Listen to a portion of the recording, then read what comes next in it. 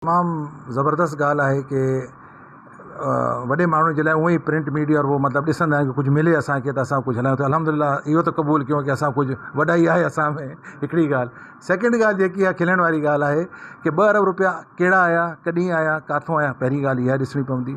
और इन ज़िले में जिथां असां नुमाइंदा आहियूं, असां इहे पैसा अलाए थैलनि में खणी वियासीं, गाॾियुनि में खणी वियासीं, कीअं खयोंसीं और कीअं झलमक्सी में वञी छा ते इस्तेमालु थिया, कीअं थिया, कोई इदारे जे थ्रू थिया, छा इहो त हाणे ॾिसणो पवंदो इन ॻाल्हि खे। हाणे हुननि इल्ज़ाम जंहिं बि हयो आहे उहो बि असांखे ख़बर आहे हाणे छा चऊं हिते, जंहिं इल्ज़ाम हुयो उनजो सफ़ाई थी वेंदी। हाणे पोइ वरी एहतिसाब हुनजो थींदो जंहिं कयो आहे, छाजे लाइ कि ग़लति रिपोर्टिंग करनि था, चाहे इदारो हुजे या जंहिं माण्हुनि जी शिकायत कई आहे नैब में और उन ॻाल्हि खे साम्हूं खणी अचनि कि 2 अरब रुपया झलमक्सी में मुंतक़िल, या झलमक्सी वटि जा पंहिंजा फंड्स न आहिनि, झलमक्सी भला कीअं थी सघे थो कि हिकिड़े ज़िले जा, हिकिड़े सूबे जा पैसा ॿिए में वञनि। इज़ नॉट पॉसिबल, पॉसिबल ई न आहे।